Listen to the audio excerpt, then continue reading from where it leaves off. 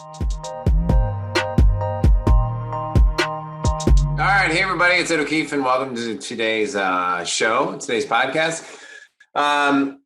Just got done recording this on a Monday. You may get this on a Friday, but just got done with a busy weekend. And last week I was in San Diego with Roland Frasier, Ryan Dice, and our group of consulting for equity clients. I want to share something funny. So it's always, I'll tell you, like, I don't know about you, but like when you have I have a hard time describing what I do for a living. So today, one of the things I'm going to do is I'm going to try to describe what I do for a living, but I have a few other cool things I want to talk about. And the reason why it's funny, the reason I chuckle is because in Beverly, in Chicago, where I live, when I got done with, well, I'll tell you. So what happened was I get home from San Diego, and needless to say, I go get coffee, or it was actually at Starbucks, and someone's like, "Hey, how did your motivational speaking thing go?" And it's because they see me on stage, and they see photos on Instagram or Facebook of me speaking. And what many of you probably don't know, and people who've known me for a long time who are listening to this will probably laugh and say, "Well, yeah, that's what Ed does." It's because when I came out of college, this goes back, I'm 46 now, by the way. I'm 46. So this goes back 22 years ago. And I told everybody I was going to be, I am a motivational speaker. I'm a motivational speaker. And I started doing motivational talks to schools, to athletic teams. Athletic teams is probably my most fun, my most enjoyable, because I was speaking to one of me, and at colleges, high schools, even grade schools. I would do anything to make an extra bit of cash, because one of the things that you quickly realize with motivational speaking is it's very hard to make money with motivational speaking. The guys who do make money end up making money in sprints. And they might have a best-selling book. They'll get booked around the country, and they end up in a trap where so many of them do it, which Roland Frasier lovingly calls the dancing bear trap, which means they end up getting paid while they're dancing, which is on stage. Anyhow, I didn't want to go down that trail of thought, but one of the things I'll talk about this briefly for just a second is that one of the key things, if you are going to utilize your personal brand and make money with your personal brand, whether you do a podcast, whether you speak, whether you sell courses, whether you're going to do any of that. And one of the best ways to make money when you don't have money is to do block and tackle, sweat equity kind of stuff where you're selling. Selling is the number one way, right? And selling yourself and all those other things. But there's got to be a point where the point of you utilizing your personal brand is designed to fill other buckets that can operate without you working them. And I'll talk briefly maybe about that on this call. Kind of goes to a little bit of what I do for a living. But anyhow, I got that question right away. So we're going to address that a little bit shortly. But I want to talk to you about the weekend was great. I was out in San Diego, went golfing with Matt Gilligley. Matt runs he runs cash-based, I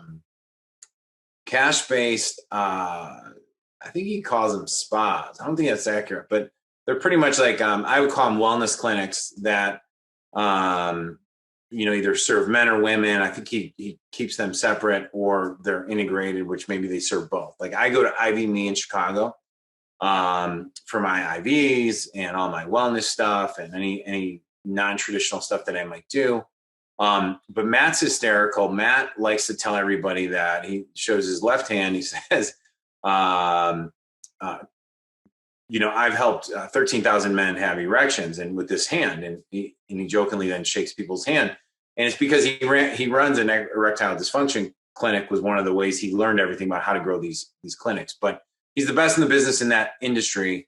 And so we went golfing on Monday on a gorgeous course there in San Diego, right next to the hotel. And then the next 2 days was the Consulting for Equity live training, which was great. I'm a big fan of getting yourself in the environments where you are around new people, especially like-minded people, especially when you're trying to accomplish something of a big goal. So anytime I'll share this about this event, and then I'll talk about just myself and my thought process personally. I run a ton of events, big events, small events, masterminds, traffic mastery, influencer mastery. Before I got into selling health supplements for so long, I was working primarily with dentists, like doctors, like teaching them how to grow their practice. We still have a dental client who works with dentists in that space. But there's always a friction. Now, this is worth noting. Like anytime you're about to do something that like is about going outside your comfort zone or going and doing something, there's always a friction. And what I mean by that is every time I'm about to travel, especially when I don't have crystal clarity on why I'm going to an event. And I think with most events, whether it's seminars and marketing, like the very specific topic of an event, and if that is your primary focus that you're working on, it's very, very easy for you to be like, yes, this is worth my time. This is worth being away from the family for a couple of days. But I always feel friction from leaving. Usually the day of travel or the night before travel, I don't know if this is unconscious or whatever, is always looking for reasons to bail on an event. I'm always looking for that. And I've shared this with Nola, and we talk about it. Like, it's like, because I love being around my kids. I love my wife. I love the life that I have. I love my community. And I like my routine, right? And on this last event, I was presenting with Roland for a bit. And so I had clarity on that. But when I look at my daily calendar and this weekly calendar of our household, there's literally 3 to 4 events going on every single day with all the kids. Like today alone, there's 2 lacrosse games, 1 volleyball practice. And I'm not even talking about like what the 10-year-old and the 9-year-olds are doing. I mean, they may have practices as well. So typically we have 5 to 6 events happening. And I'm not even joking on this, like literally almost every day. And so, so I have a lot of like friction against that. Now, here's what I want to share with you on that though. The growth, and every single time I go somewhere,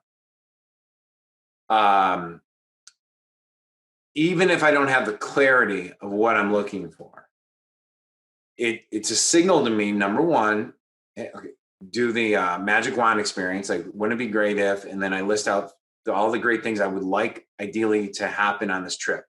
Some things that I don't know exactly how it's going to happen. And then, so that's number one. It's more of a tactical thing. I kind of want to keep this a little bit more high level. But every time I get going, that friction relieves. And then I get there and something always good happens. Always good happens. But it's not unintentional. Like, there's got to be a flip of the switch that once we get live, once we get going, once I'm there, I'm fully there, and I'm not wishing I was home. It's a big, not easy to do. But once it happens, boom, I'm in there, fully present, staying present, and working hard to stay present, because there's always opportunities in the room. And one of the things I said to the group was, I said, now, if you think about it, I think we had 36, maybe 40 people in the room. Plus, you had a Roland, you had Ryan Dice, you had Deanna, you had special guests coming in, Jay Abraham, Mark, I'm forgetting Mark's last name for a second. It'll come to me in a second, who's awesome. And you just had the people in the room were so amazing that I said to the room when I was speaking at one point, I'm like, every single resource and every single relationship that you may want is sitting in this room. If you are able to but you have to be able to articulate what you do and who you help and who you serve, and ask and know exactly what you want help with, right? And usually the reason I share this is because usually when people are doing any prospecting or client work, the people that have more clarity on that, and this goes to goals, right? Same exact thing. The more clear we are on what exactly we're trying to accomplish, and I'll speak in the first term, the more clear I am to knowing exactly what I want, the better results I'm going to get, right? And so we did a few exercises around that, and it was just amazing to be there. Now, I want to share a quick little story. So in sitting by the bar, having a glass of wine, I had this great conversation. There was a group of us. I had a great conversation with a young man who's an entrepreneur. He was an attendee. And he came up to us kind of out of the blue. And this happens all the time, by the way, if you're noticing it and looking for it. He said, hey, look, he goes, hey, guys, what kind of advice would you give a new dad? You know, he's got a 2-year-old at home. It's him and his wife and a 2-year-old. And what kind of advice would you give if to someone who's, trying to figure it out, trying to be an entrepreneur, trying to do it? And now here's what I picked up on right away. Now I'm gonna share 2 things. One is I always get this, and I always shut it down. I'll tell you exactly what it is. I always get, well, you should ask Ed because he has 7 kids.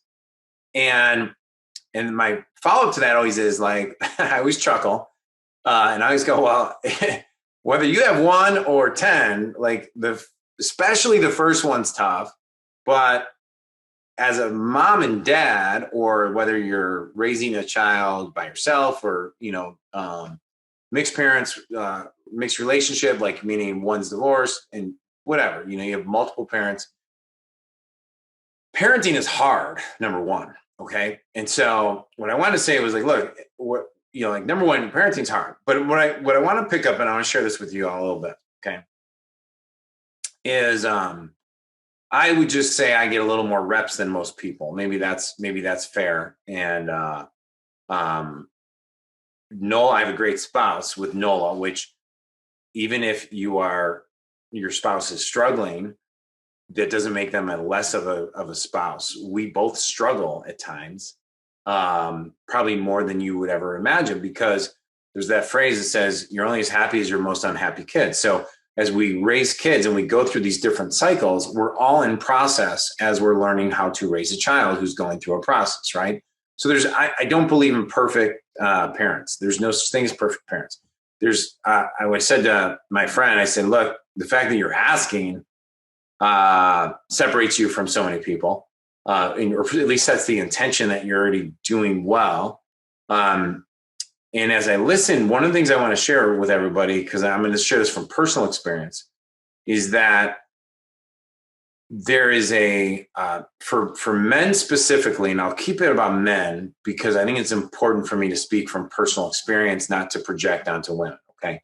So when I talk about men, this is very important for women as well, but I'm not as qualified to speak on that term. Okay. You should talk to my wife, or you should talk to someone else who likes talking about these topics. Now, number 2 on this is I don't love talking about giving advice to people on probably 2 topics. One is marriage. I think that anytime I see people giving advice on marriage, when I was younger, I noticed like there was 2 big, like famous people, probably 3 I can name, maybe even 4 off the top of my head, that always gave advice on marriage. And then they were all divorced like within a couple of years. So I always noted, I'm like, don't give advice on marriage, because the equation in my head was, well, the guys who give advice on marriage end up divorced. I know it's not true. I have a few friends that are awesome at marital counseling and support. So I'm joking when I say that. I just try to tend to not give guys marriage advice unless it's really simple. Okay.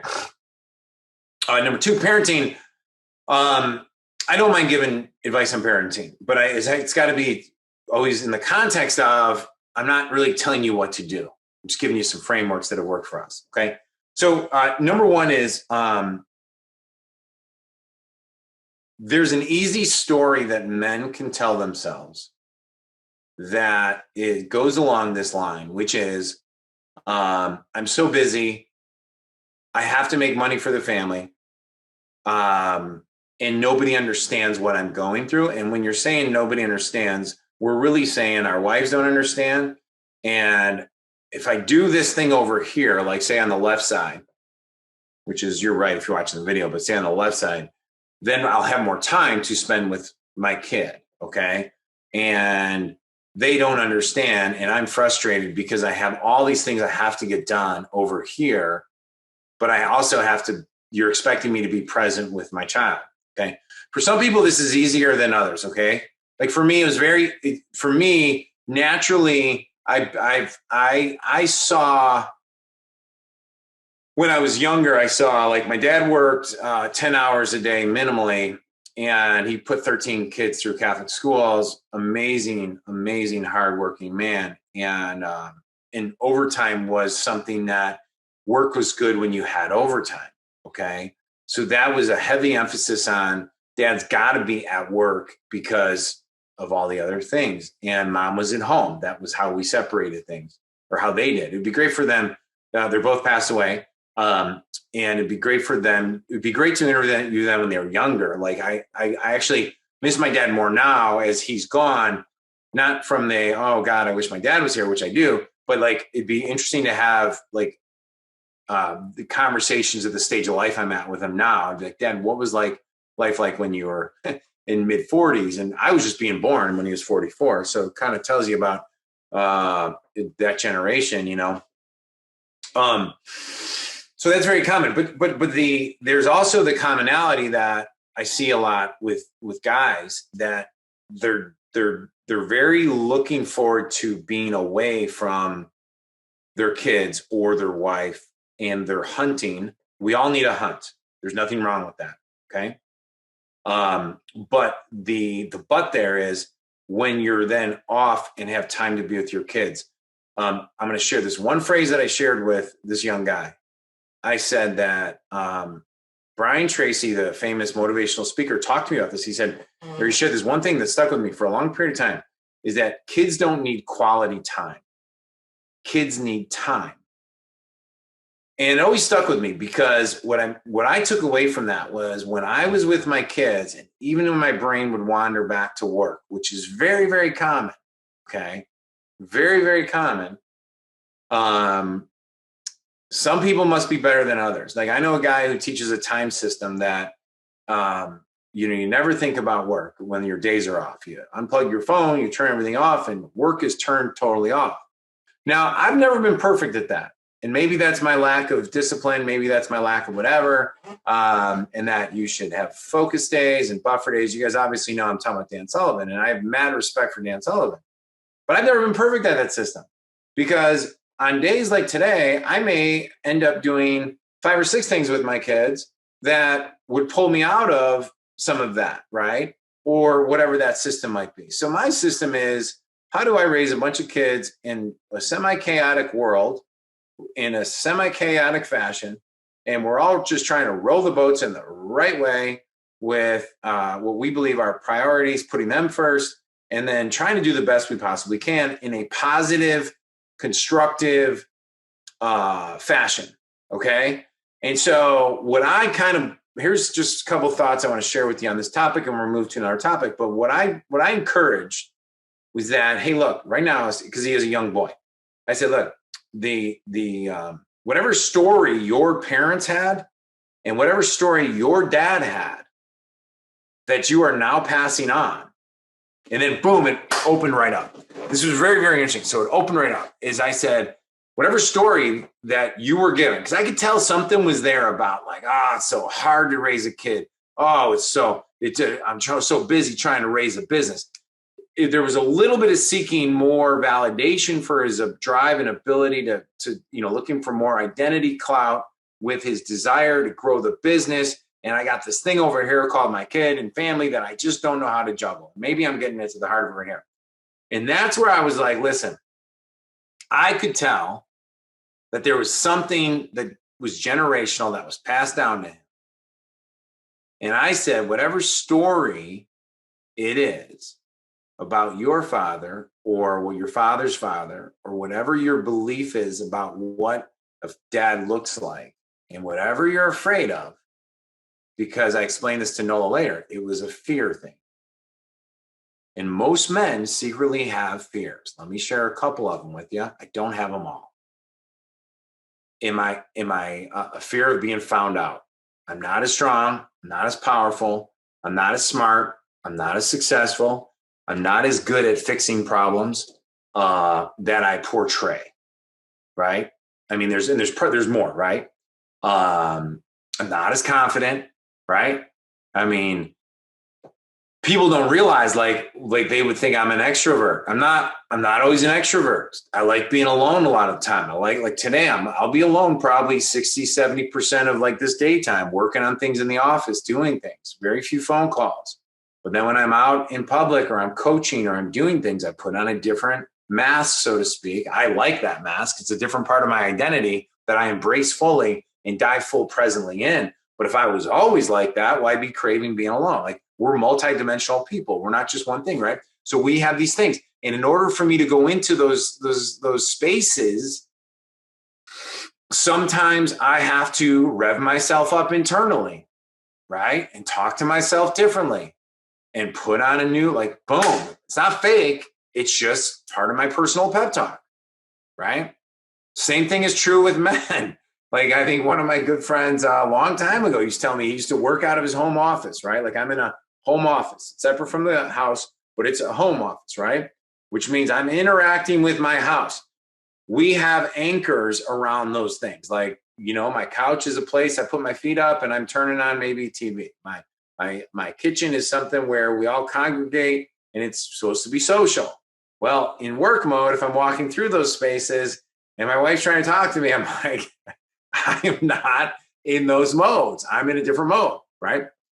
And I had a friend a long time ago that would, even though he worked at home, he'd have a routine, whether it's go work out, go walk a mile, go grab a tea or a coffee or whatever his thing was, and then re-enter into thing. Now, something I've gotten into a habit to is I used to be a morning workout person. I started doing the afternoon workout thing, and I like it for that reason. It disconnects me from my work day. It gets me back into mode. I don't like it because there's so many activities that now I'm fighting with activities. So some days I'll get my workout in. So I need to flip-flop my thing.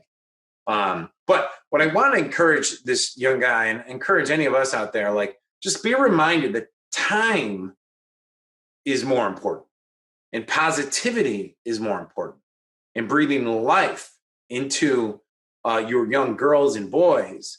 So men, you are the number one role model for your daughters. And you are also the number one role model of what it takes to be a man in this chaotic world where for some freaking reason, we're trying to emasculate and take away the strength and power of men, right? Like, it's like Disney right now is coming out with, you can't say boys and girls, you can't say ladies and gentlemen.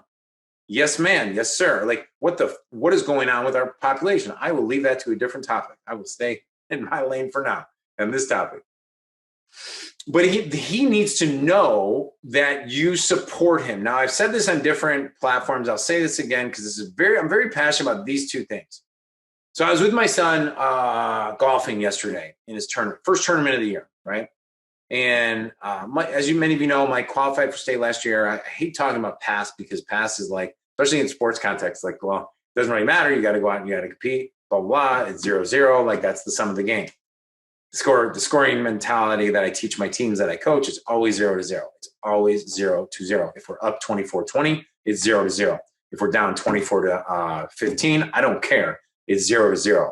We're going to work on the muscle of competing every play one at a time and competing in a fashion that we quickly have a short memory and focus on the next play.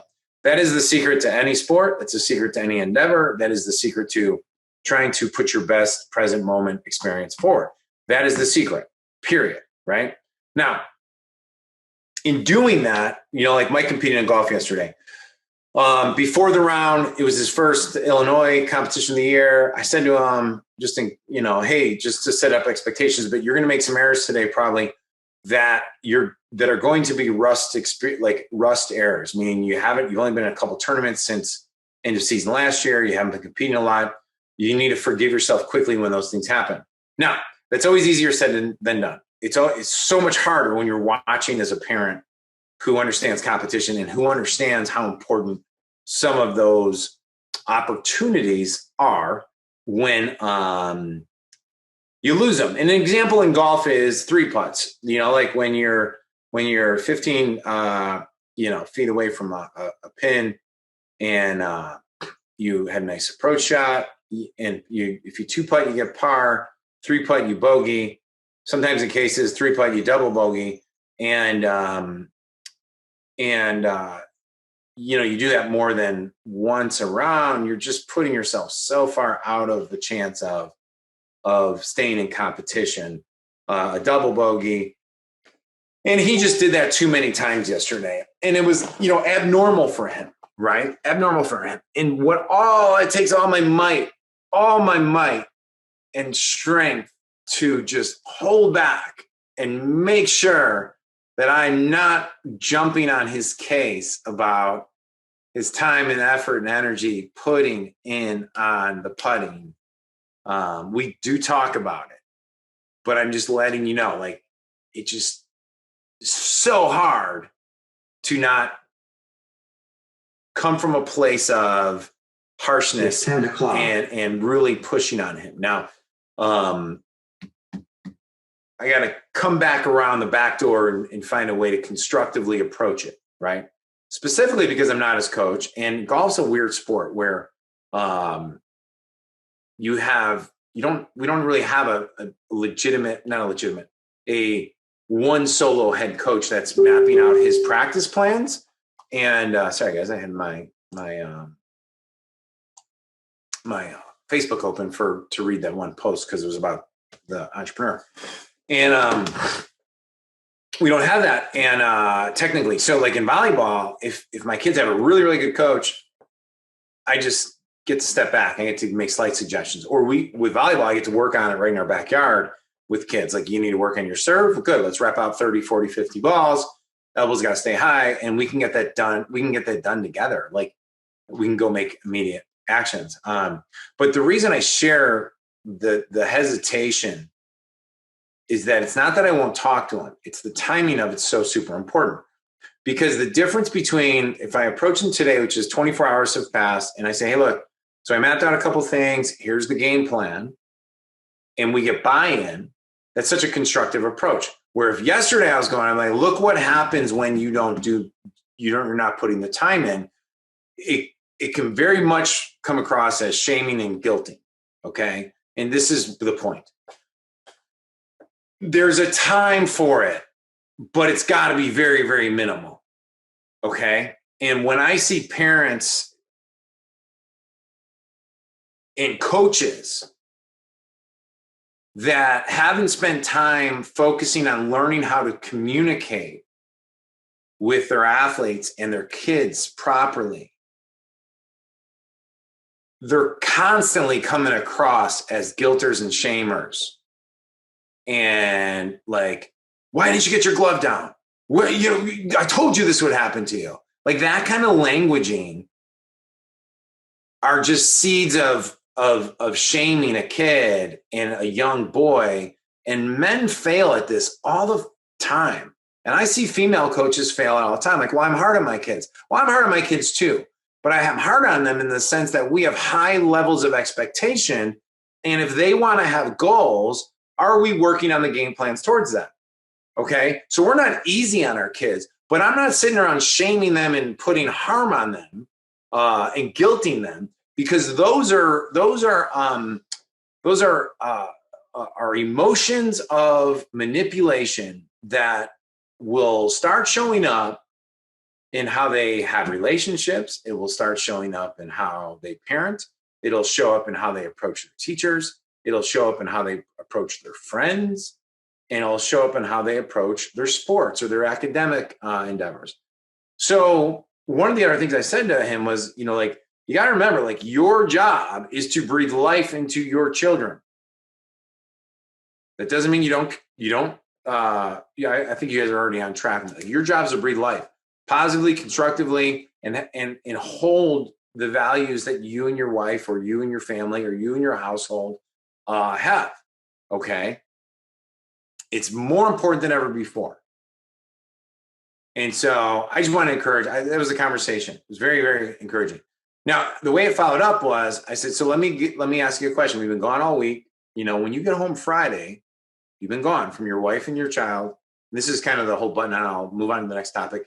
And I hopefully didn't bore some of you with my ranting on this topic. I said, when you get home on Friday, tell me what your schedule is.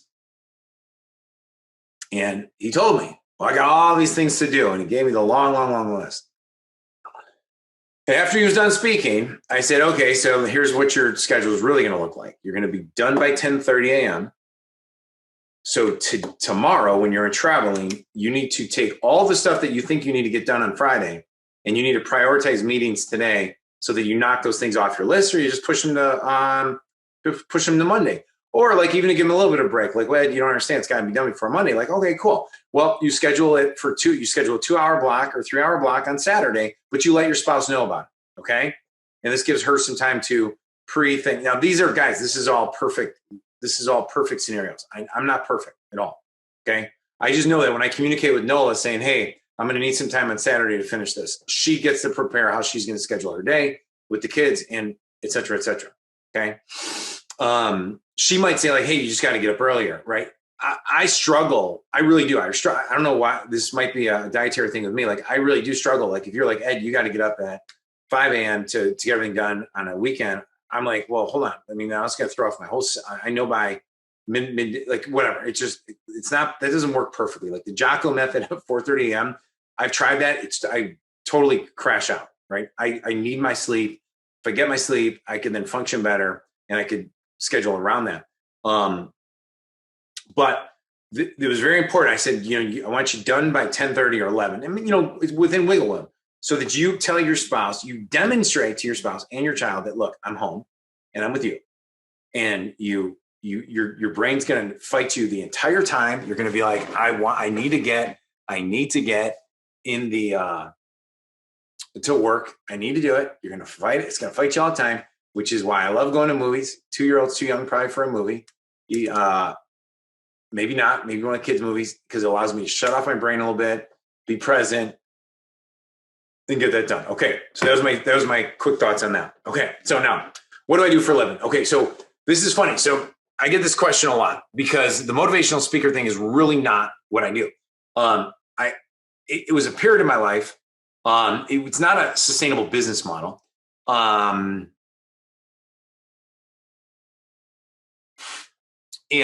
I can talk about that on a different podcast. That's not the point. And but I was very passionate about it. And then I took that same attitude of being positive and setting goals and working through adversity and have applied it to everything I do.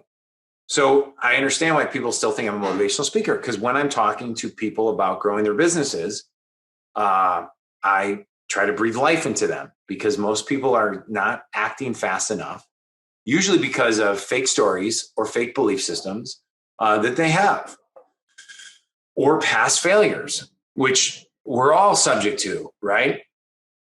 And so that's always going to be a part of it, right? So with that full circle, there's a couple things that I do, like we do for a business right here, like number one, there's consulting. So people do hire me for like 6 hours, 4 hours, half-day consulting to look at their business and show them how to grow their business. The markets that I spend the most amount of time in, which will talk to you about how we generate leads for people in a second, are health, financial newsletter companies. And now we've been very, very heavy in tactical space, which is the tactical, like survival space, where people sell like gun supplies, gun widgets, bug out bags, which is more for how to have all your stuff in a bag, so you can, make sure that if you go hiking or do things, you have like survival things. Could be tourniquets, could be other things like that. But in the health space, I was in the health space selling supplements for a good 13 years. We still sell supplements, but predominantly now, I've partnered up where we help health brands, conservative newsletters, and tactical brands grow very, very rapidly by selling them buyer leads. So like we have buyer leads, actual leads that they can market to. And so what it looks like is if you're in a business, you have a sales process, you have multiple products you want to sell, you happen to be in the health like supplement space, or like we have one client right now that he runs webinars showing people how to reverse their type 2 diabetes without medication. And so he buys our diabetes supplement customers from us and starts promoting to them. It's called co-registration. And it works like gangbusters for him. We have tactical companies and tactical brands that we run these giveaways where people pay just shipping and handling to get, say, like a gun laser you stick on the top of a gun, or gun targets. So they're buying these things for free or small fee, 90% off plus shipping and handling. Now, the way we make money with it, I'll tell you in a different podcast on how to think about business on the back end, because it's super, super important for people to understand how the whole business works. But we sell those to other people in the tactical gun space. Now, here's what's really, really interesting. People who run conservative newsletters, like political newsletters. I'll use the Daily Wire as an example. They're not a client of ours or a partner of ours just yet, but they promote podcasts, newsletters to conservative news readers. And they make money off selling advertising, maybe selling other products, maybe selling their own products, selling a membership, promoting their podcast. And they would buy our tactical, and even in our health customers, to promote their newsletter, to promote their newsletter to, and start promoting their podcast to. Why? Because people who buy guns, love guns, are 99% conservative, right? So it's the perfect demographic for them. And since these guys are all buyers already, they're using their credit card and they're spending money, they're better buyers. They're buyers, right? And so the cost per leads could range anywhere between like 50 cents to a couple bucks, to $3 to $4, depending on the type of buyer you buy. But that's what I do for a living. Like, I work with a partner over here, and I work with a ton of partners over here. And I take our customers and our buyers from a couple partners. And if you're listening to this, on my left-hand side, I have a couple partners who are generating anywhere between 40,000 customers a month in the health space, to 15 to 25,000 customers in the gun space. We have conservative newsletter partners that are adding subscribers through polls on a daily basis. And so I'm kind of building out my own little personal network of relationships that I have people who are generating a lot of customers. And then I have people on my right-hand side buying a lot of customers. And here's what's really cool. I can also help our existing partners buy more leads and buy more sales. So if you're selling tactical leads, we'll buy them from you. If you're selling health customers, we'll buy them from you. Because the name of the game for anyone who's listening is it's all about how they monetize the leads and the customers, which is another way of saying it's about how they sell things to them. And I'll talk about that on a totally different podcast, because it's an in-depth conversation and it might be too advanced for some people who are like, Ed, I just like listening to you talk. I don't really want to learn everything about the lead game, but that's really what we do. Now, there's a second part of my business where we help high-ticket services and coaching. Like if you're selling high-ticket SaaS, which is software, high-ticket masterminds, high-ticket coaching, we have another department that helps people sell their high-ticket coaching without ever getting on the phone. So we do that for them as well. It's another done-for-you thing. So it's been a kind of a transition in my life, and I like it a lot because I'm dealing with people that have customer flowing in, customers flowing out, and we're showing them how to monetize it for both kind of departments of my business. And then consulting and workshops is something we've added as well. So there's four main components of it. In fact, we have a workshop coming out. It's called the Ed O'Keefe Roundtable. I'll probably come up with a better name soon in the next month and a half here in Chicago. I'm putting a Nashville one on the schedule as well. That'll be fun. And that'll be very much for people who are already doing high 6 figures, 7 figures, 8 figures, who want to be in a room of maximum amount of people. I hate putting maxes on it. Is for about 20 to keep the intimacy in the room, let everybody contribute, let everybody meet multiple people. They want to have deal flow happening, looking for leverage points, which might be new traffic sources. new monetization sources, and really are looking for new relationships or just want to get out of their house and be in a room for 2 days. And so my call to action for all of that is if any of you guys are interested in working with me or my teams directly or attending any of these things, just email me at ed@edokeefelive.com. We'll keep it super, super simple, ed@edokeefelive.com. And we're updating the website, which could be at www.edokeefelive.com. That's where we're putting all our podcasts, by the way. So that's kind of that. So that's kind of what I do for a living. And if I haven't confused you yet, just reach out to me and just put in the subject line what you're interested. If you want leads, put leads. If you want workshop, put workshop. If you want consulting, put consulting. And we'll get cleaner and tighter as we go here. So a couple more things I want to reach out or talk to you about before we wrap this one up today. Hopefully you enjoyed it, right? I don't like giving advice on parenting and stuff like that. I just don't. I think everyone's different. So you have to take the frameworks that work for you and apply it to how you want it to apply. The last thing is, what's on my Audible? That was another question that came in. So what's on my Audible? Well, I'll tell you a new author that I'm really enjoying. And I've already asked him to be on the podcast. So we're working on it. His name's Jack Carr. Now, Jack was let's see, I have one of his books in my thing. Jack is a former Navy SEAL sniper. He served with a few mutual friends of mine. Or he was in at the same time. So we have mutual friends. And he wrote a book called The Terminal List. Actually, I have it on my whole website up. I first heard him on the Joe Rogan show. And I really liked him because I love the action kind of around one character. Like Vince Flynn novels were amazing. So if you like Vince Flynn, you're going to love The Terminal List by Jack Carr.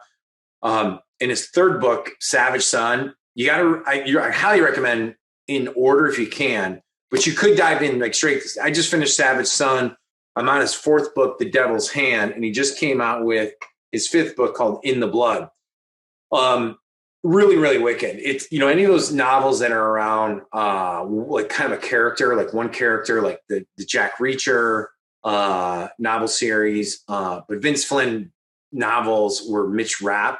Man, and Vince passed away unexpectedly. At least I didn't know. I think he had colon cancer. He died really way too young. But he's got a great author that is writing his books. I want to say it's Kyle Mills. I don't want to screw it up though, because he'd be another guy I'd like to have on the podcast one of these days because he's just awesome. But Vince Flynn wrote, and I'll get back to Jack in a second. Memorial Day is what I recommend you start off with if you're going to read any of Kyle Mills is his author that's writing the rest of his books. Very, very good. Vince Flynn wrote Memorial Day. And the opening scene of that is so wickedly awesome. And it's about Mitch Rapp. Just boom, amazing, right? Many of you probably knew American Assassin. They turned the movie into that. So that's Vince Flynn. I totally think you should check him out if you haven't. Like if you like the fiction about around one person who's a former special ops or CIA or whatever saving the world. And then Jack does a great job with his character James Reese. And Jack was a former Navy. His background's amazing as well. If you're looking for another podcast, you got to check his out. Got so many good people in there. It inspired me to go back and listen to the book Rambo, is it In the Blood from First Blood? So good.